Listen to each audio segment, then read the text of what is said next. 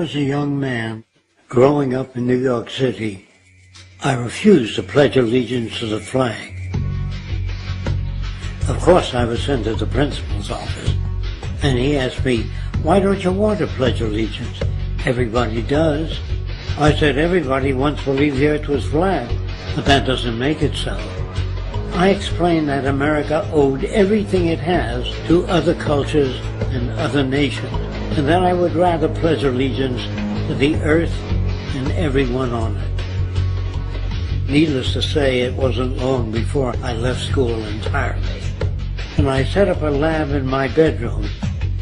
There I began to learn about science and nature.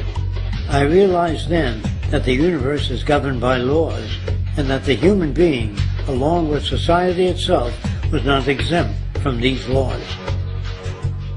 Then came the crash of 1929, which began what we now call the Great Depression. I found it difficult to understand why millions were out of work, homeless, starving, while all the factories were sitting there. The resources were unchanged. It was then that I realized that the rules of the economic game were inherently invalid. Shortly after came World War II, where various nations took turns systematically destroying each other.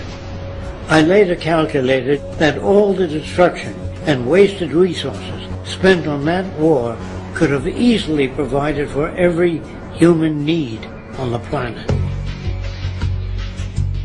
Since that time, I have watched humanity set the stage for its own extinction. I have watched as the precious finite resources are perpetually wasted and destroyed in the name of profit and free markets. I have watched the social values of society be reduced into a base artificiality of materialism and mindless consumption. And I have watched as the monetary powers control the political structure of supposedly free societies.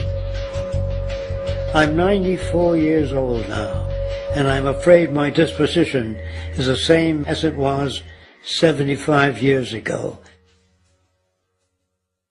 This shit's got to go.